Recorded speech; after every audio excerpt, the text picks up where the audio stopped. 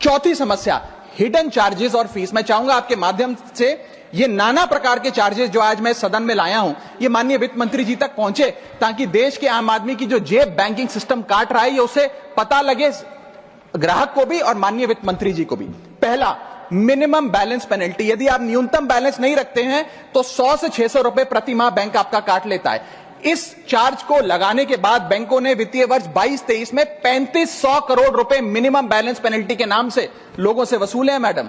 दूसरा charge, extra ATM usage. आपको ATM transaction के लिए 2 से 3 की मोहलत मिलती है, 2 से 3 की इजाजत मिलती है बैंकों द्वारा। अगर आप चौथा 5वां ट्रांजैक्शन कर लें तो हर ट्रांजैक्शन पे 20 रुपए एटीएम चार्ज आपको देना पड़ता है। इनएक्टिविटी फी 100 से 200 रुपए सालाना, यानी कि अगर बैंक आप बहुत ज्यादा अपना अकाउंट यूज नहीं करते हैं तो बैंक इनएक्टिविटी के नाम पे भी चार्ज लगा देता है। फिर बैंक स्टेटमेंट आप मंगवाते हैं तो बैंक स्टेटमेंट इशुएंस चार्जेस के नाम पर आपसे 50 से 100 रुपए लेता है। फिर आप कहते हैं हमें एसएमएस अलर्ट के माध्यम से मेरे बैंक के खाते में क्या आ रहा है उसकी जानकारी मिले, तो एसएमएस अलर्ट चार्जेस के नाम पर भी प्रति क्वार्टर 20 से 25 रुपए आपसे लिया जाता है। ऑनलाइन पेमेंट करेंगे एनईएफटी की तो ट्रांजैक्शन फी भी ली जाती है। जबरदस्ती आपको पहले लोन बेचते हैं और फिर उसके बाद लोन प्रोसेसिंग फी के नाम पर 1 से 3% लोन अमाउंट का काट लेते हैं। और जब आपकी किस्मत ठीक चल रही हो और आप समय से पहले अपना लोन बकाया जो है उसका भुगतान करने बैंक पहुंच जाएं तो loan pre closure charges, early payment penalty के नाम पर भी बैंक आपसे पैसा वसूलता है।